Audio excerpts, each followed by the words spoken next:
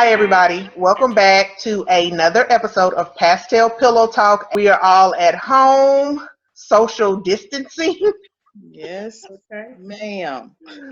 Coming to you guys, wanting to give you a quick update of the things that are taking place right now with the COVID-19.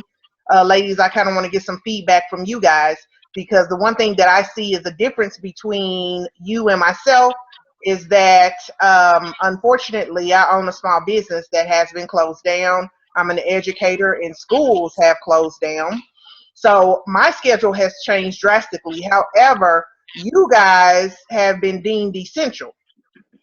So, what do you feel has changed about your schedule, if anything? Nari? Nothing changed about my schedule. We are still going as normal. The only thing I can say now, starting Monday, if you come to work without a mask, you're going to be asked to leave work.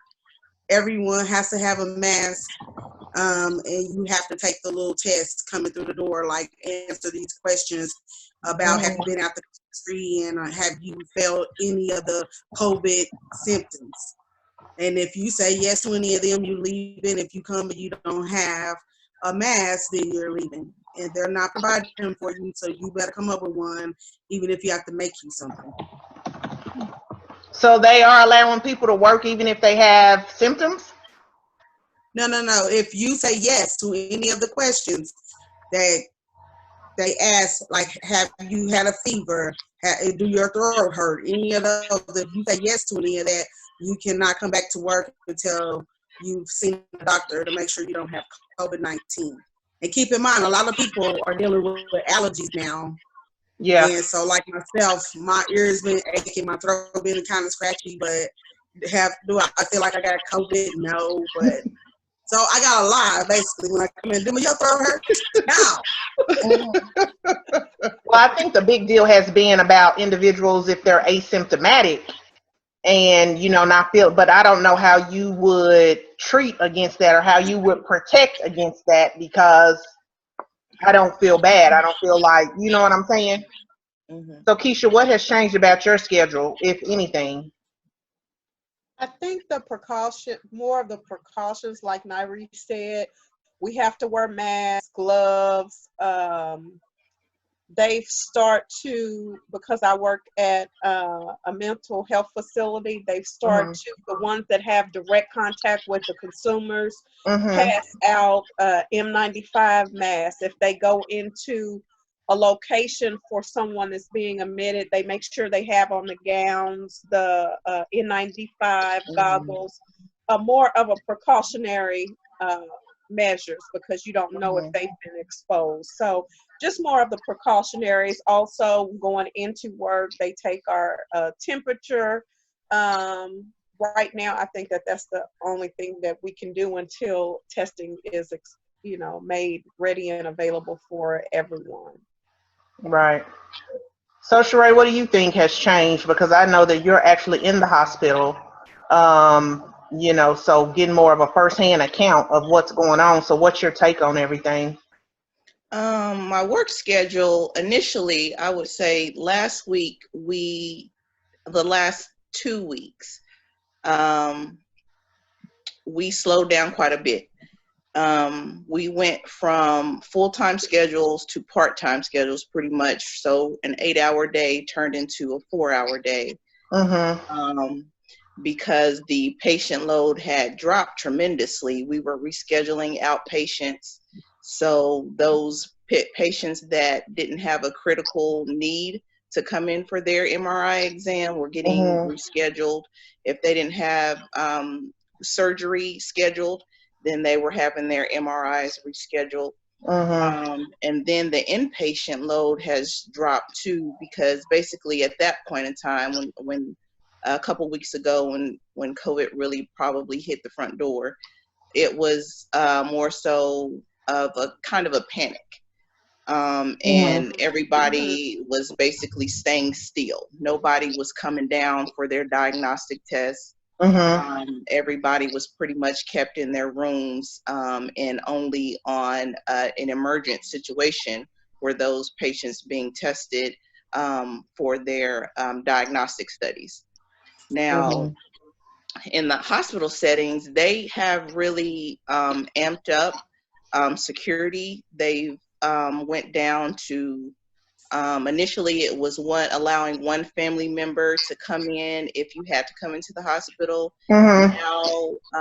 Now we're doing no visitors at all. If you're not the patient, you cannot come in. There are very few exceptions, like if you're a mother to a child, or if you're a husband and your wife is getting ready to give birth. Those are some exceptions, but for the most part, if you're not the patient, you're not getting into the hospital. Yeah, I thought that was pretty sad when I heard about the mothers that were delivering and the fathers aren't allowed to be there, and Right. you And know, that just depends. That depends on the facility. Our facility is still allowing the husbands to the dad to still be present. I hadn't heard of any of the hospitals in our metroplex denying the access of the dad. Matter of fact, I just read a couple of posts where the nurse was clarifying that that was not happening.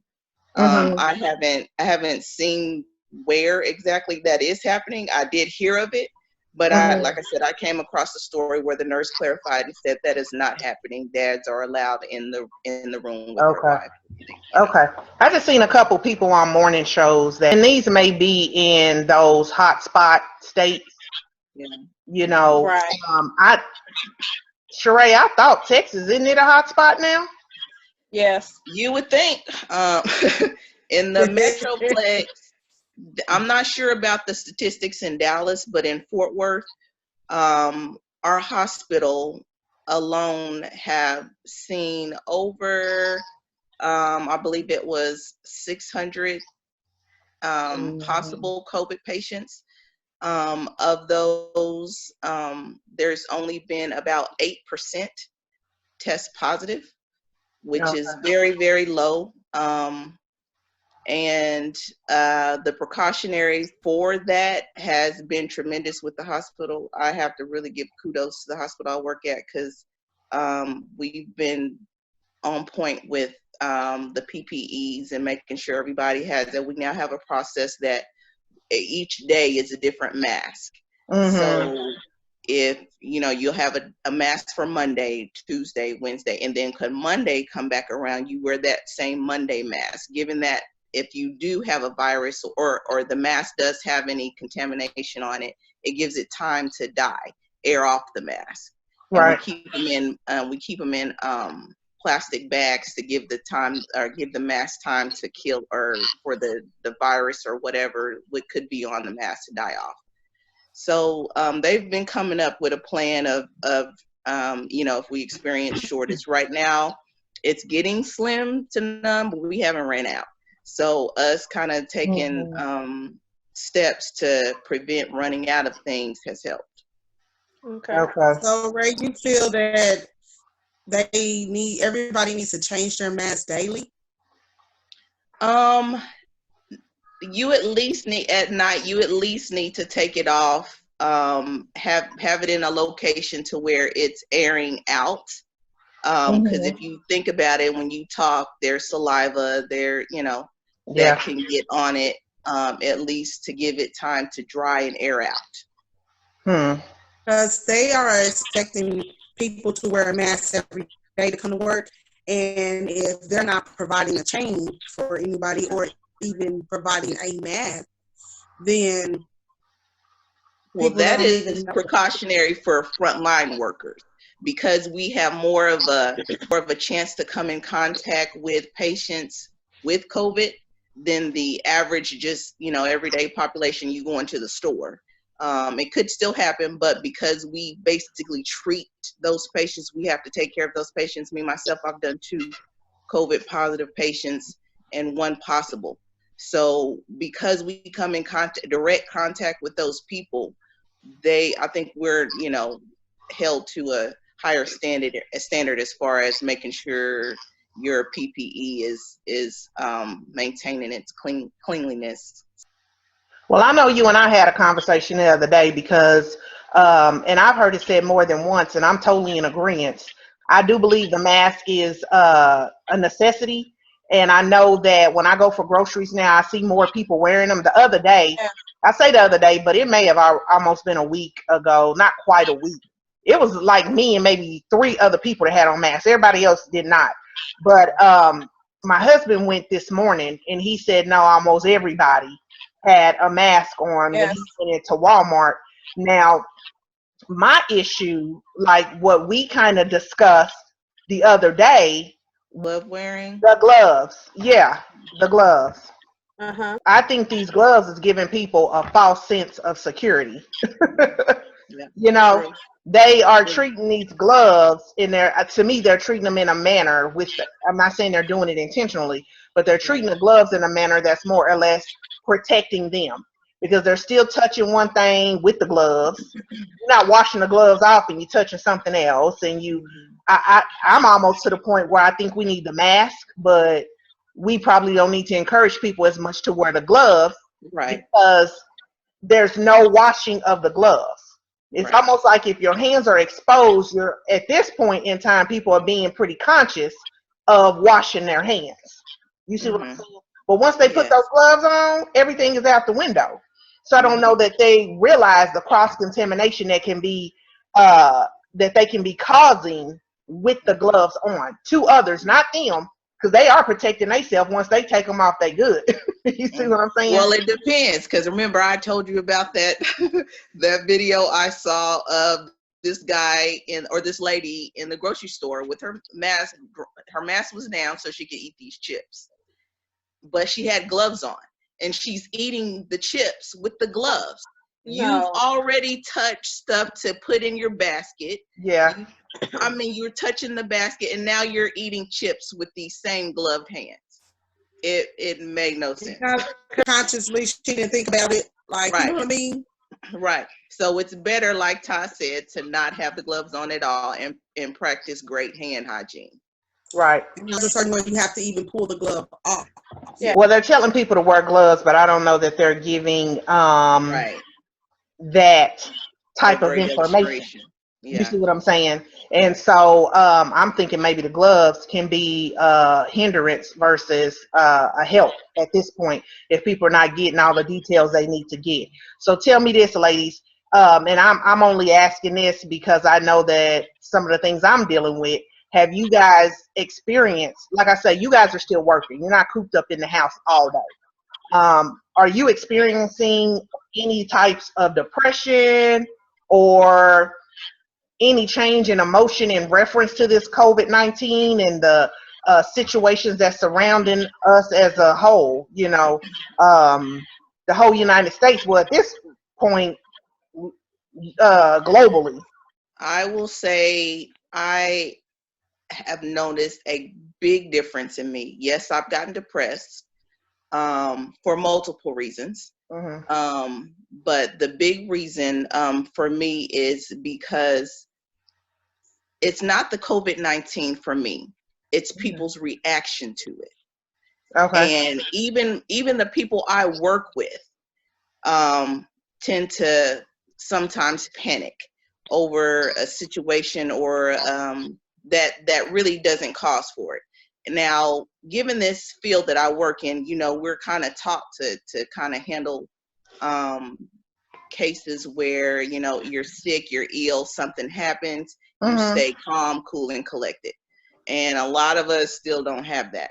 But I think most of my emotional draining, I make this joke of saying my attitude has COVID, because I literally am over people overreacting and making a situation far more worse, rather than to just take precautions, wash your hands, wear the mask, stay at home if you can. I mean, just Right. it literally can be just that simple. But because people kind of tend to overreact now, my anxiety has gotten up. In addition to, my wedding has been postponed. So it's a variety of reasons for me. But Yeah. yes, certainly. Well, I know for me, being an educator, I look at the good part of it, and I've always wanted more time with my children, so now I got more than enough. You know what I'm saying? I've always wanted to catch up on laundry, so that's basically been my life, trying to get caught up on laundry and cleaning the house. And but when I get up and cook for my kids and things like that, I know that a lot of the students, we don't know what's going on in their homes, and school was their safe haven. And so a lot of them are not getting the attention and things that they actually got at school. You'd be surprised how close students become to their teachers, because I've had students in the past, would hug me, and one of their friends told me one time, he's like, yeah, he says you're his mom. And I'm like, huh? Well, I didn't realize, because he had transferred here. His mom wasn't here. His father was, but I was the only woman mother figure in his life. And so then that made more sense why, I just thought we was just so cool. He was a good student, and, so a lot of times when kids don't go to school, there's a lot of essential things they need that they don't get at home. You see what I'm saying? So that has kind of made me depressed. I think my kids have gotten too comfortable with not going to school. Yes. I mean, they're still working from home, but it's almost like they like, hey, I'm liking this. We can do our work at home. We can go nowhere. And they've always really liked school. So I'm kind of like, oh my goodness, you don't want your kids getting lazy, and, that routine being broken up. And I understand the severity of it. That's why I'm making sure that, we abide by the social distancing. I call my dad and my aunts to check on them, because I'm very worried about, everybody else. And so I noticed that was causing a problem, with my mood. I always say, as y'all see, I got my hair slicked back, a ponytail on, when usually I'm like, man, I wish I had more time to do this to my hair or do that style. And now that I'm home, it's my mood. I'm just not in the mood I'll clean, I'll make sure I'll cook the meal for the kids. But anything other than that, it's I don't know, it's doing something to me emotionally. I can say that. Yeah. Keisha, what about you? How about you, Keisha? Well, I think emotionally, I mean, I'm a big news person. I had to kind of detach from that, because it was causing me to look at the death toll, to, I guess my care and concern goes out to the ones who have lost loved ones, and just the unknown. How are we gonna, get back into our everyday norm? Right. With me being in school as well, it has changed everything as being able to access the campus and different. It's just changed to where now I'm just sitting at the table, doing online work. You can't really contact the professor because they're not, in the office. Just the norm has changed. Working in the mental health society, you're more susceptible with homeless people coming in. You have to be. I do wear gloves, because you don't know where they've been, what they've touched when they, the holes that we may have to put them in. But, like you say, you have to be educated on how to dispose of them. I've tried to share those practices with my family as far as how to dispose. Yeah. And then after you dispose of them, then you still need to go wash your hands. So I go through several gloves a day, not just that one pair. Yeah. My hands is ashy. I'm constantly putting lotion on. So, I think it's just, and then when I'm home, when I get off of work, I'm stuck at home. So, I guess that claustrophobic is just kind of, seeping into where you do want the new norm, but then you want the best for everybody else. So we're just maintaining and hoping for the best in everybody's health, pretty much. Yeah. Neri, have you noticed anything different in you, or are you just kind of, I'm trying to get to work, do what I got to do, and maybe things haven't changed as drastically? No, the only thing, I'm actually enjoying it. That sounds weird, but No, I'm enjoying it because I don't get a chance to be at my house a lot when, on the weekend, because we're gone all during the week, and I get up so early for work, and by the time I get off and get home, it's time to wind down and start over. But I'm a person that feel like I got to clean my house or keep up. So anyway, I'm actually getting a little bit more rest. I just feel like, and I'm saving money, whereas on the weekend, we would always be somewhere, whether it be movies or out shopping, just window shopping, or we just be somewhere. And so it's helping me to be able to keep some money in my pocket and not be on the go all the time and all that. So I haven't really noticed nothing that's not probably good for me. The one thing that I have noticed is back in the day, we have more family time, and that's the positive thing. You know, we sit in the living room, we talk about things, what has happened, what, you know, we've watched movies. So that's the plus behind this. I think it has reunited family time. Yeah. And that's the positive takeaway from this. Right. And I think, you know, because we have so many distractions on a daily basis, to-do lists and different things like this has been scaled down. So it's kind of put our priorities back in place. Okay, ladies, I think we can agree that, you know, the family time is one plus. A little more rest is one plus because of the busy schedules and things of that nature. However, you know, what the future is going to look like is a concern of mine. How we will conduct ourselves from this point on. Like when they say that we can go back outside, how does outside look? You see what I'm saying? Right. And what is the norm? What is going to be the new norm? Right. You understand what I'm saying? And my fear is them getting too comfortable with just resuming everyday life, and then it spikes up again. Do you think they'll jump into it like that? The president wants to.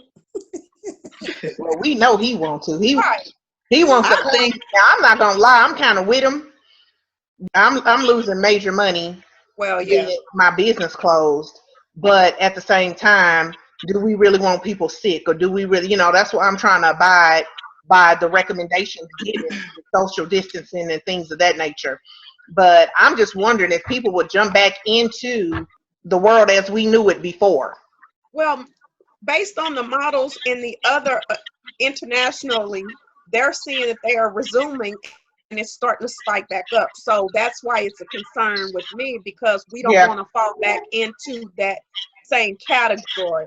So I feel like do what we need to do so this doesn't revolve all over again. So that way we're right back where we started from, and then we're doing this whole or are we just gonna find ourselves in a situation where we have a whole new way of living?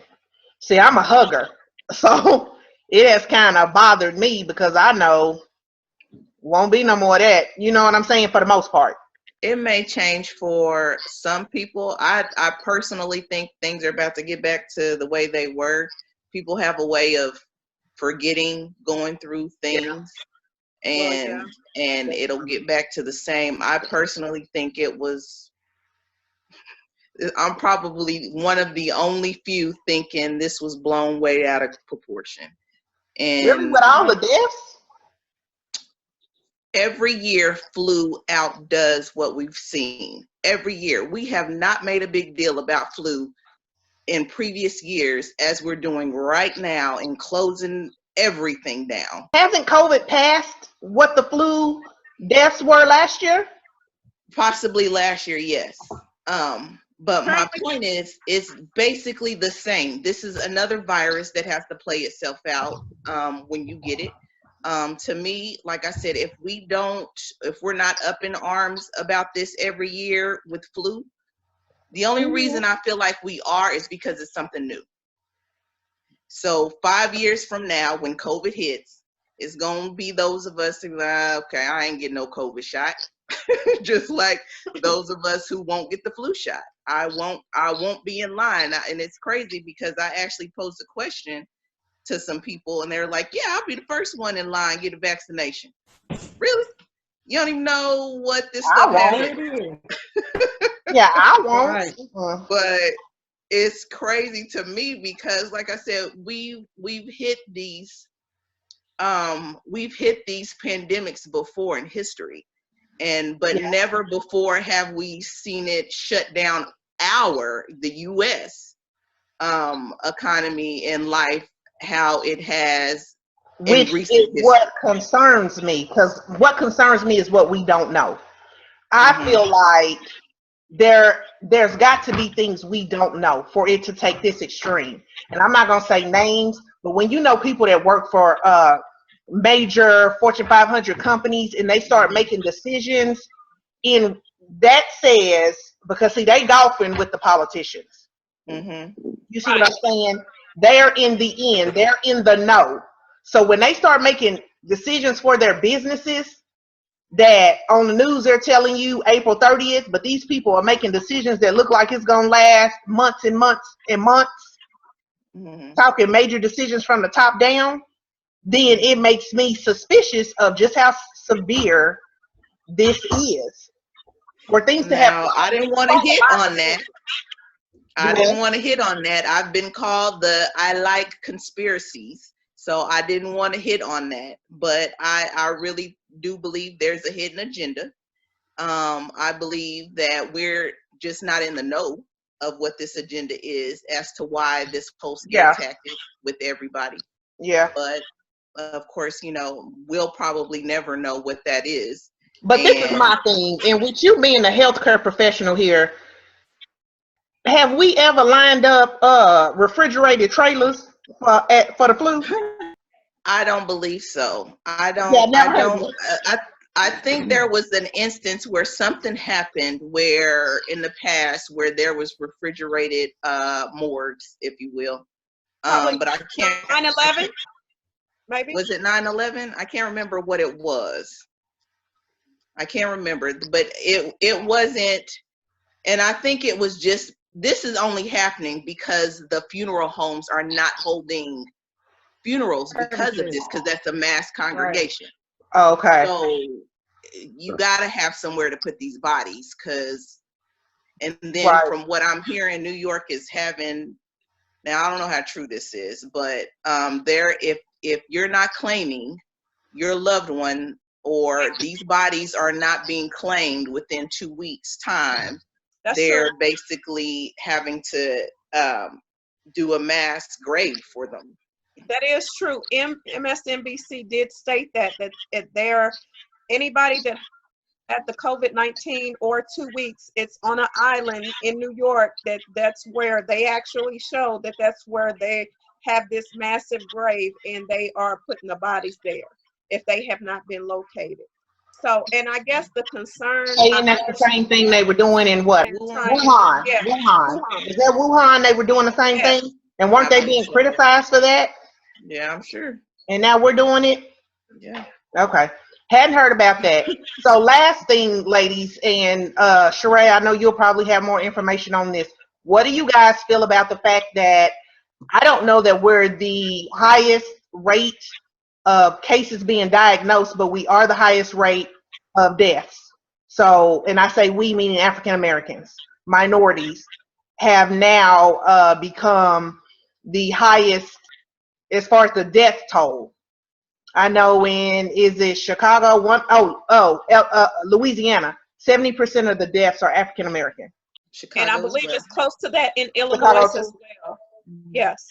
Well, do you know they blame it on us having the worst health because we all diabetic and we have heart failure. And of course. Do you think some things will change in reference to how we care for ourselves and what focus we put on our health?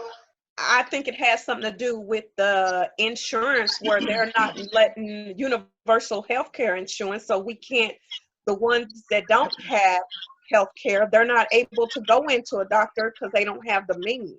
I think that has something to do with it as well, because they can't afford it. Right. Any advice you guys would give our viewers in reference to how to get through this? I know me personally, I journal, and I have not begun to journal. And I say journal, but years ago I was taught to write my prayers down and be specific in my prayers. And so what I've learned over the years, when I come into rough spots, it helps me to go back through these prayers. And I was actually doing it the other day. I think the second day after the salon closed and I was at home, I'm like, I need to pull out my prayers because I felt depression setting in or whatever. And it always makes me smile to realize the things that I've asked for, not just for me, but it was other people. Y'all was in my prayers. It was some of my prayers about y'all that have actually happened. So then it's like, it always puts me in a better mood to say, okay, God answered this prayer, God answered that prayer. It's like a reminder. So I'm reading through them now, and then I'm going to start journaling new prayers in reference to everything that's going on, the things that I'm asking God for. But that was the one thing that kind of up my spirit. And I always read the one about my kids, and eventually I'll kind of go through that detail by detail. But when we were having fertility problems, and because of my bad fibroids, and the doctor's like, you'll never have no kids, you'll never get pregnant. And so I was, and we lost one. But, She's trying to connect back. And so I always go back and read that, because that's so monumental to me with the kids. And, we got JJ and thought we lucked out, and then here come, this little diva that we wasn't even expecting, just as a reminder that, God will give you more than what you're even asking for. And so that's kind of what I've been doing, reading those and getting ready to journal new ones in reference to what's going on. So is it anything you guys would tell, the viewers, or what would be cool? I know the kids is wearing this Monopoly out. Awesome. They even did a little YouTube. Y'all gonna get to see their YouTube playlist, because they was teaching the kids how to play Monopoly. Oh, love it. Girl, I put my head out to you, because I'm glad I ain't got no little ones. Whew. Yeah, you got to keep them busy. You really do. To me, it's twofold. I guess for me, I've meditated. I started meditating probably around a month ago. Okay. I probably first looked into it a year ago, but I think I started taking it seriously about a month ago. Okay. To me, it's been helpful to me because I live alone. So having more time alone has been a reason for depression for me. To me, it'd been better with kids, but I don't have them to say, I gotta keep them busy. I gotta do this for them now. I gotta cook every day. Da, da, da. You don't have to do anything but sit there and think. Right. And that has been a problem for mine for different things I've been through in my life. But for me, meditation has helped tremendously in trying to refocus and get my mind off of what's going on in the world, basically. Right. Well, Nari, you don't have any suggestions, because you loving it. And she's gone again. Okay, what about that? Well, I can kind of share the same sentiments. I've been listening. I'm back. Okay. Listening to the Bible, just kind of reading, because we get so busy doing this and that. It has let me put my priorities, focus on my priorities, what I need to do. Cleaning, I've spent this time spring cleaning and doing things, but number one, it's just family time. I think that's allowed me to focus on family time. Right now I had to close Anaya out, so she's not running here talking about T-Mom, and then you appreciate the little things, like letting them go outside and ride their bike that we take for granted. Easter egg, right now they're closed up. So they looking forward to the little things that we've taken for granted. So focus on the small things, check on someone. It makes you appreciate when you go into the grocery store, there's no food, to appreciate that you have food. So those are the things that it makes you reflect that you're in a good position, and it's only because of the grace of God. So those are the things that I've been able to reflect back, that makes me, that keeps me strong to say, this too shall pass. Not listen to what the president says, because then you will get mad. Appreciate the little comments from Barack Obama. Has he made a comment? I haven't heard anything from him. Girl, he been tweeting. So, girl, just appreciating the smaller things in life has helped me. Okay. And for me, I just believe that we just got to remember to do what we should always been doing. Like Ray said, we freaking out, but this is something that we always should be doing. Washing our hands and and making sure that we stay clean and all that kind of stuff. And you wouldn't believe how people are washing their hands now. Like, it's unbelievable. Right. Like, Now I was about to wrap sanitizing this and all up. that. Yeah. It's unbelievable. You can't even find no hand sanitizer or nothing. Like, for us, we got stuff on back order because we just can't get it. And so it's just like, it's crazy, but this is the way that we react because we don't act when other things have already been addressed years ago. Right. And every year we deal with something, but people just continue to do the same thing all the time. So I guess that's why I'm excited. And then for me, like I said, it's just been a blessing that I've still been able to work. So financially, I haven't been affected. Right. It's been a blessing to just be able to get the rest and not have the kids and all that, you know. So I'm just kind of in between, but I am still thankful Right. that I do get to work because my husband, on the other hand, hadn't been able to work. Yeah. So good thing that I ended up, you know, with a little bit of better paying job, so I can still carry us. And so if you give me a stimulus, thank you. If you don't, I'm gonna still be okay.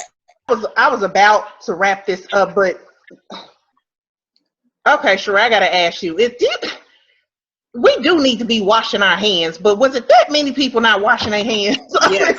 Yes. So Yes. Yes. Nasty. I've heard people say that I usually don't wash my hands, but I'm glad that now. Yes, Todd, you know I work with the janitorial system, and we going through paper towels like nobody's business. Yes. We ain't never ever did this. I want to give a big kudos to the EVS Environmental Services, because when I say they have been the backbone of our hospital and keeping things stocked, keeping things cleaned. After we do these COVID patients, they got to come in, do a terminal clean. I mean, from top to bottom. And if nobody is getting, I usually say radiology don't get the recognition that doctors and nurses get. We usually don't get mentioned. But to me, the EVS personnel don't get mentioned either. And they're literally keeping things clean in the hospital, so where we're not passing it back and forth to each other in the hospital.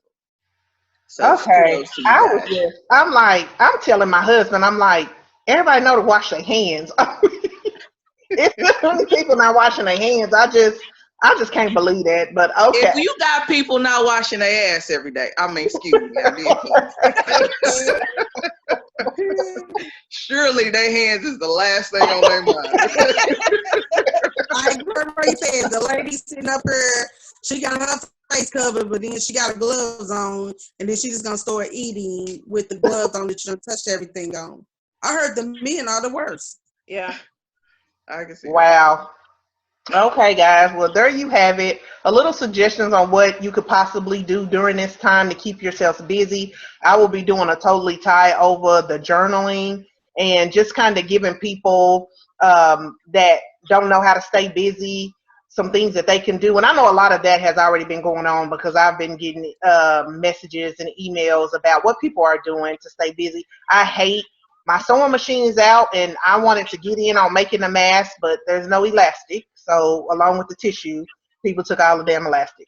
So I can't even make my kids a mask. I was gonna make masks and you have to do that rubber bands. Yeah. If you got I don't have them. I have smaller rubber bands. I don't have the bigger ones. So yeah, it's like the materials needed is just not readily available. I've gone to 3 different Walmarts. I called Joann's and tried to order some on Amazon. They won't be here for another 2 months. What good is that gonna do? I mean, we might still need masks by then. I don't know, but definitely look at some of these organizations that are asking for help and some things you can do to help out with those that may be in need. Check with your local school district and see if there's anything they need because they're still providing lunches and assignments to students. The librarian at my children's school has sent videos where she's reading a book. My kids are starting to do their YouTube videos where they're gonna read books and kind of help try to teach the students that's their same age. You know, they're advanced in some things. So I said, well, what if you guys, you know, did some videos to maybe help some other students that, you know, they're at home. I mean, you can teach them how to do math, or teach them, you know, maybe encourage them to read more because they read well. So these are some of the things we're doing to stay busy. So guys, stay prayed up. Thank y'all for tuning in, and we will see you on the next episode.